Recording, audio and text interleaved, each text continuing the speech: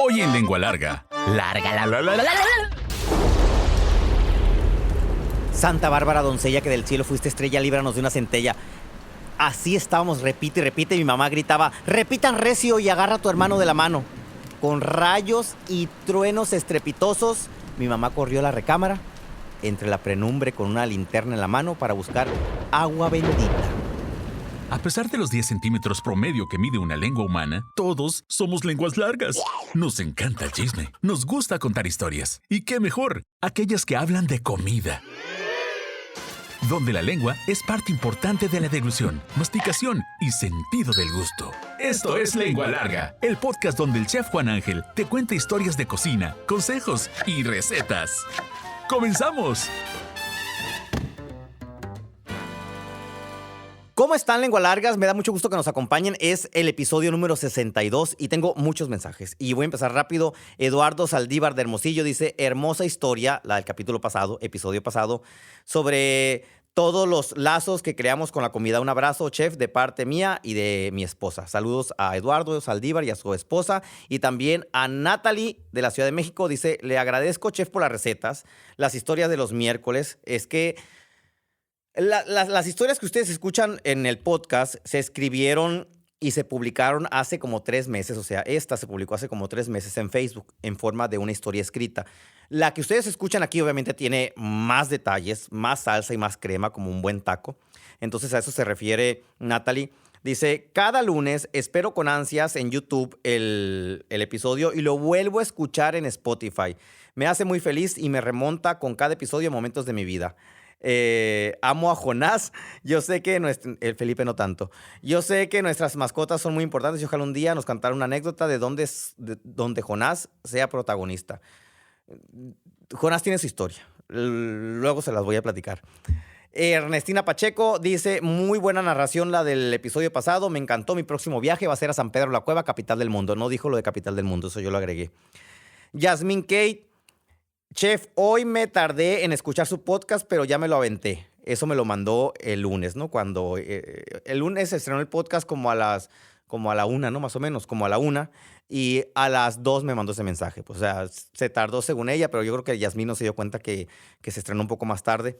Al quitar las semillas del melón, se está refiriendo al episodio anterior, mi mamá quitaba la pulpa y solo licuaba las semillas, ¿sí? Que dejaba secar previamente. Es que cada quien tiene como su librito para hacer horchata melón. La receta está en el episodio pasado. Saludos a Yasmín Kate. Desde Fontana, California, Ana Montalvo nos dice, ay, mi amigo, me transporté a mi pueblo Rayón. Eso pasaba exactamente el día de Corpus. Había competencia de altares. Gracias por compartir tus anécdotas. Muchas gracias a ti por escucharnos desde California. Y Janet Yomans de Hermosillo, siempre me hace recordar cosas de mi rancho. Soy de Hermosillo, pero estoy en Estados Unidos desde hace 3 años. Ah, ok. Ella es de Hermosillo, pero vive en Estados Unidos. Muchas gracias a Janet. Luego dice, me encanta aquí organizando los cajones, escucharte mientras hago el quehacer del hogar. Cookies Verdugo de Nogales. Me identifico con la persona que dice que se puede hacer negocio escuchando tu podcast. Me imagino que fue uno de los comentarios que leímos en el episodio pasado. Y por último, Claudia Esquer González. Me puse a escuchar el podcast de La Caja Huevera con mi papá y se remontó a su juventud cuando también salió de su pueblo Bacobampo, Sonora, para ir a estudiar a Hermosillo. Dice que lo único que él llevaba eran unos burritos de machaca que le hizo su mamá, mi nana Pimenia. ¿Pimenia o será Pigmenia? Bueno, Pimenia. Este podcast lo hizo añorar su terruño de parte de él y mía. Muchas gracias por inspirarnos a compartir historias. Muchas gracias a ustedes por escucharlo, por esperarlo y sobre todo por esa emoción con la que comparten los comentarios y cómo hacen clic con las ocurrencias. Ahora sí, iniciamos. ¡A picar cebolla! Lengua larga, Santa Bárbara, doncella, que del cielo fuiste estrella, líbranos de una centella. Y me lo sé de memoria, porque mi mamá nos los hizo repetir y luego gritaba, ¡más fuerte, más fuerte! Y parecía que estábamos compitiendo con los rayos que caían afuera, ¿no? Rayos, truenos, centellas. Era una tormenta que yo creo fue de las peores, si quiero verlo de ese lado, tormentas que he vivido en mi vida. Y mejores porque pues trajo agua a la capital del mundo, San Pedro la Cueva.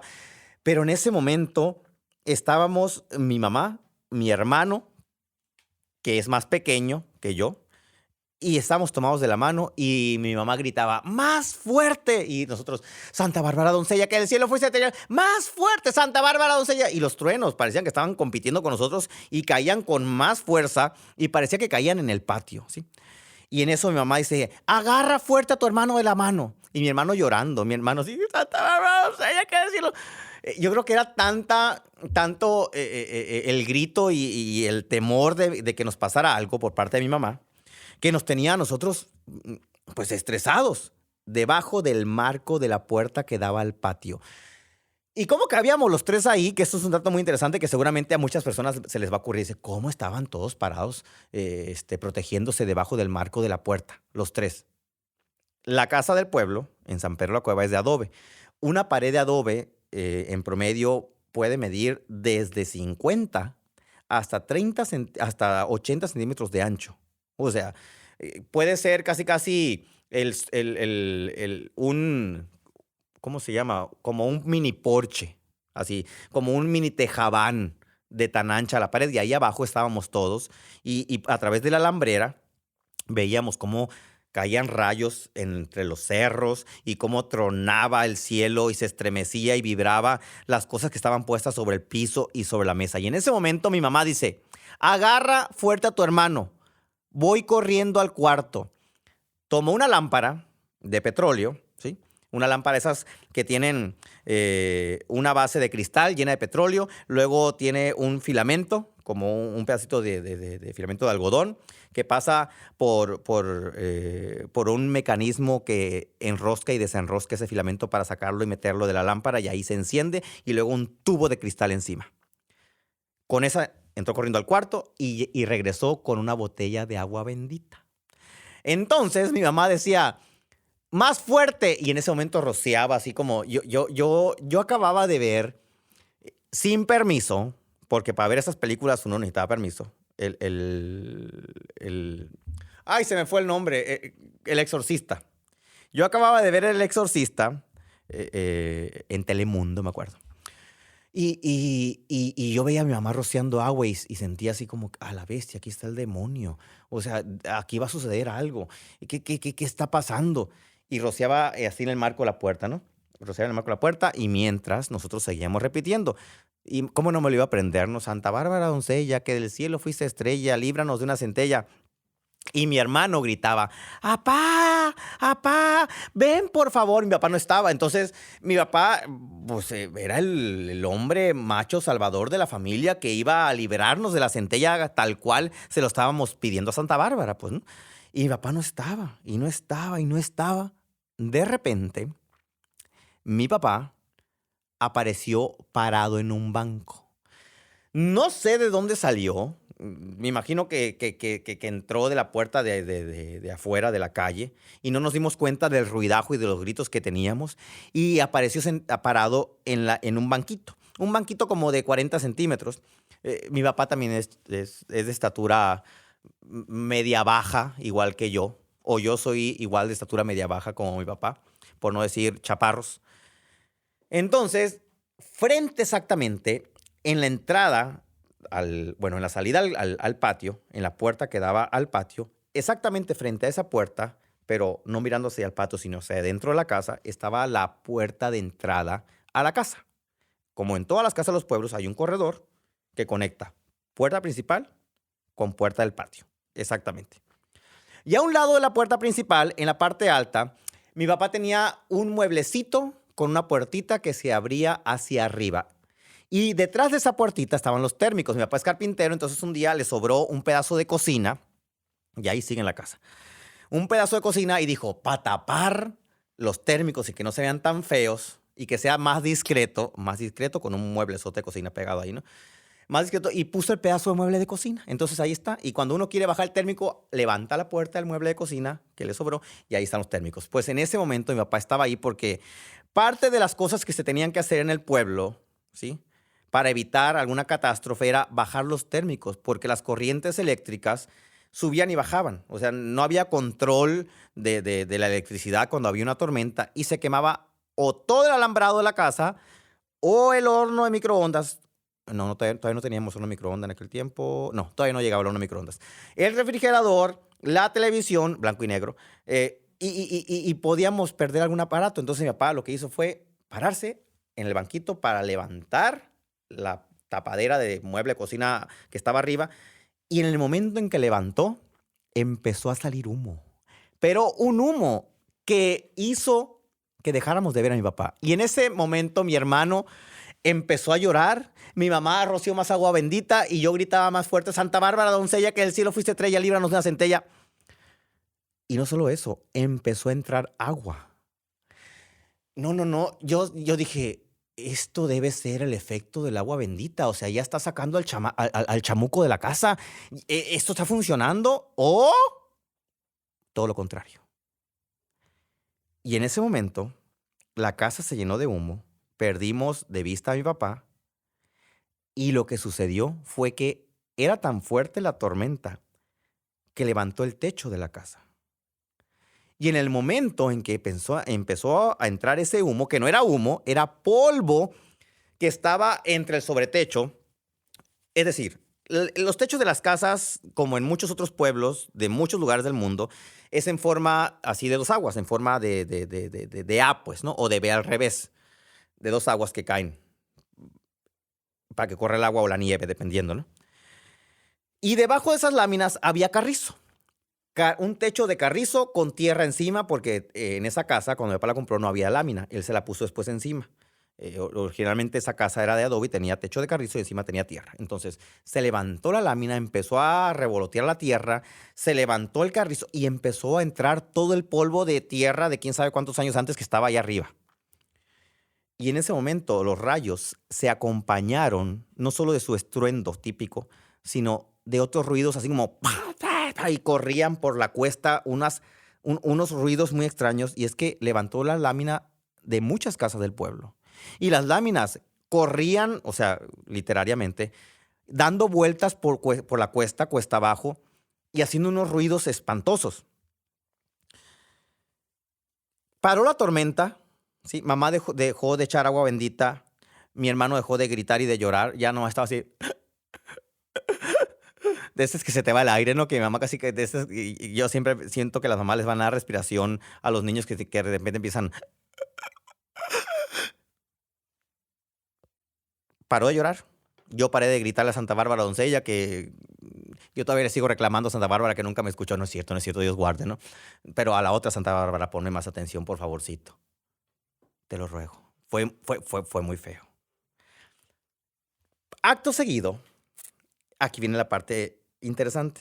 Acto seguido, ya todos juntos, bañados de sudor, porque uno suda cuando le da miedo. Bueno, yo por lo menos, yo sudo casi todo el tiempo, y cuando me da miedo más.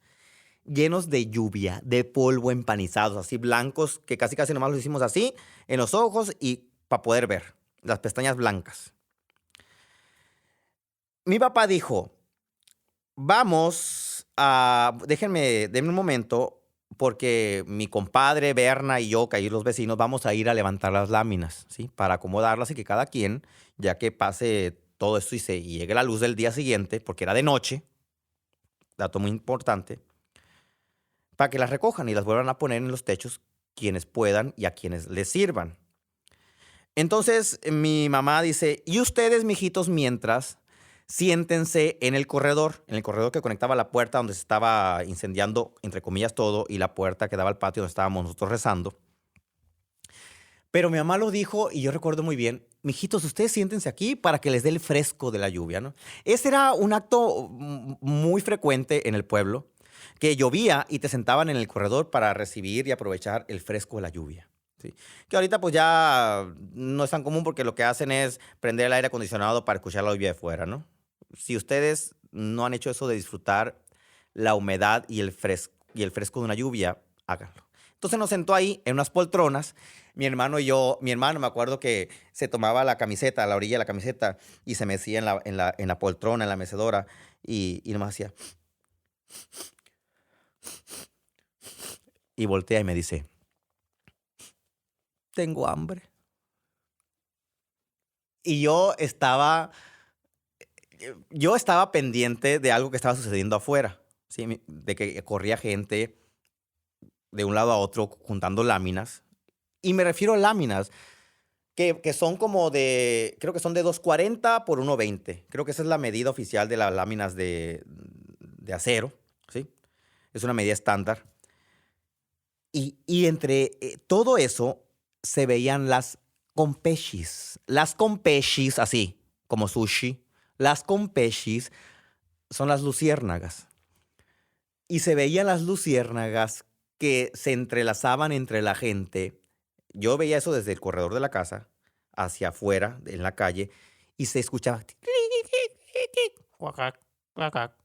y la gente arrastrando láminas y las luciérnagas atravesando e iluminando. Parecía caricatura. Bueno, parecía película de ciencia ficción. Cuando mi papá regresó, ¿sí? No había electricidad, obviamente, por todo lo que ya escucharon. Acercaron unas lámparas a la mesa, ¿sí? Y nos sentamos en la mesa. Dijo, vénganse a la mesa, vamos a cenar. Yo en este momento pienso, ¿a quién se le ocurre, después de todo eso, papá, vamos a hacer cena para cenar? Nos sentamos en la mesa, había una lámpara de petróleo en medio y empezamos a impregnarnos ya no del aroma de la tierra y de la humedad, sino un aroma que yo le recuerdo ahorita y digo, qué bendición, o sea, qué afortunados, número uno, de que no nos cayó la lámina a la cabeza, no nos cayó el techo en la cabeza, de que Santa Bárbara Doncella sí nos hizo caso, no era cierto lo anterior, porque pues seguimos vivos. De alguna manera, como creyente, yo creo que intercedió para que todo fluyera como debe ser. Y pone mi mamá un plato con pan Bimbo blanco. Y pensarán, ¿por qué pan Bimbo blanco? Por dos razones. Uno, ya estaba a punto de caducar. No había electricidad y ese pan apenas se podía conservar en el refrigerador. Entonces teníamos que empezarnos a comer toda la comida del refrigerador para que no se echara a perder. Y entre eso también estaban los frijoles. Entonces mi mamá se puso a guisar frijoles y preparó unos frijoles caldudos o caldosos, ¿sí? Y nos puso un plato a cada uno en la mesa de frijoles caldosos. Acercó el pan frío, ¿sí? El pan estaba frío. Y puso también una botella de salsa. Me acuerdo que era salsa yaqui. Salsa yaqui, que es una salsa típica. Buscan en internet si no son sonorenses y les va a aparecer la botella, salsa yaqui. Y me acuerdo que dijo mi mamá, cómanse todo el pan. Y está frío porque los frijoles están hirviendo. Entonces metan el pan en los frijoles para que se caliente. Y luego ya se lo pueden meter a la boca y lo pueden engullir, degustar y comérselo. Cómanselo todo porque mañana no va a haber luz. Y el pan se va a echar a perder porque ya está a punto de caducar. A mí se me hace que ya había caducado y mi mamá lo seguía conservando en el refrigerador. Y empezamos yo unas gotitas de salsa a los frijoles que estaban humeando y se veía el humo a través de la luz que reflejaba el quinqué o la lámpara de petróleo. Y nos acabamos el plato de frijoles. La última rebanada de pan blanco la tomó mi hermano, me dio la mitad y limpiamos el plato de los frijoles hasta que quedó descubierta la florecita impresa que tenía el plato de peltre blanco en medio. A revolver los frijolitos. Lengua larga. En ese momento de crisis, de miedo y de mucha angustia, mis papás hicieron lo propio. Y a lo mejor ustedes van a poder enlazar esa historia con otros momentos de su vida en los que los papás adquieren ese sustantivo que se usa en tarjetas de felicitación, spots de televisión y promocionales. Tus papás son los héroes. Y vaya que sí lo fueron en ese momento. Solo por el hecho de tranquilizarnos. O sea, mis papás tenían la edad que yo tengo ahorita aquí sentado hablando, ¿sí? Yo no sé si en este momento pudiera hacer todo eso que ellos hicieron. Número 1, pónganse a rezar. Número 2, se tranquilizan. Número 3, se sientan ahí para que agarren aire mientras su papá va a recoger láminas. Y número 3, les voy a guisar frijoles para que se calmen. Número 4, se comen lo que hay en el refrigerador para no tirar cosas a la basura. Convirtieron el momento, sin darse cuenta, en una anécdota para contar, la que les estoy contando ahorita. Y pusieron como remedio de todos los males la comida. Porque después de sopear ese pan Bimbo, blanco, orilludo, viejo a punto de caducar, en unos frijoles recién guisados, no puedo dejar que se me siga haciendo agua a la boca, perdón, con salsa, una gota de salsa, eran 3 elementos en el comedor, después de que casi nos moríamos, para ser un poco dramáticos, aplastados por las láminas, y eso vino a solucionar todo. Un plato de comida no solamente quita el hambre a una persona que la tiene y que a lo mejor no tiene quien le ayude a subsanarla, a remediarla, sino que puede quitar también el miedo y la angustia y transformar un mal momento en una anécdota para contar. ¡Échale queso! ¡Lengua larga! Receta rápida de los frijoles caldosos de mi mamá. Para 1 kilo de frijoles, ¿sí? Imagínense 1 kilo de frijoles, ya los limpian, los ponen a cocer. Aquí sí, los frijoles van cocidos con agua, solamente con agua, sin sal y sin piedras, ¿no? Los limpian bien, los enjuagan, los ponen a cocer. Cuando ya están cocidos, si en la olla de frijoles, vamos a suponer, los frijoles llegan a la mitad de la olla, ¿sí?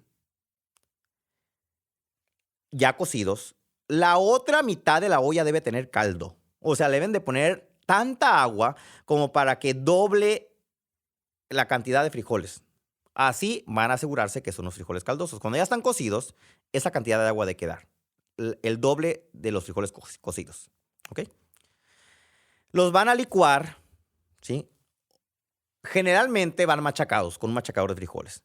Pero para que rindan más y salga todo así más fluidito y más caldoso y no se vean los ollejos flotando en los frijoles, los van a licuar y van a calentar unas 2 cucharadas de esas cucharas que uno usa para guisar, que aproximadamente esas 2 cucharas serían como una taza de manteca de cerdo. Y van a aventar 2 chile verdes, así, con todo y la chicata o el pendúculo donde se sostiene el chile verde de la planta. Y los van a guisar hasta que se pongan morenitos, así que se pongan como si los hubieran asado o tatemado, que la piel se pone prietita, ¿sí? Y esa manteca, con toda la infusión del sabor del chile y con todos los chiles, lo van a aventar en la olla de los frijoles caldosos ya licuados, un puño de sal al gusto y lo dejan hervir. Y van a dejar hervir los frijoles hasta que las gotitas de grasa, que es algo que yo se los he dicho que es muy importante en la preparación de algunas salsas, como el mole o como los frijoles, lo van a dejar hervir hasta que las gotitas de salsa se empiezan a colocar alrededor de la olla en la parte de arriba, ¿sí? O sea, en la parte de arriba de los frijoles, en la nata que se crea arriba. Háganlo tal cual. No es anuncio para el pan Bimbo. De hecho, no me gusta el pan Bimbo blanco. Pero, así sí. Con un plato de frijoles, vivan la experiencia, cómprense el pan blanco Bimbo. Frío. Y si lo pueden meter al refrigerador, mejor. Para que vivan toda la experiencia completa. Unas gotitas de salsa. Si no tienen salsa yaqui, puede ser Sonora, Valentina, Botanera, ya de perdida, Cholula. Y si no hay más, Tabasco. Es una delicia. Y yo sé que no fue solamente una delicia por la manera en que nos calmó el susto, sino porque es una excelente combinación de sabores y de texturas. Hasta la próxima. ¿Ya te aceptaste como lengua larga? ¿No? Entonces espera el siguiente episodio. ¡Sí! ¡Bienvenido al club! Sigue al Chef Juan Ángel en Facebook, Instagram, YouTube, Twitter, OnlyFans. Uy, no, eso no. Busca recetas, cocina con él e interactúa. Búscalo en todas las plataformas como Chef Juan Ángel. Afila la lengua larga para el siguiente episodio. ¡Adiós!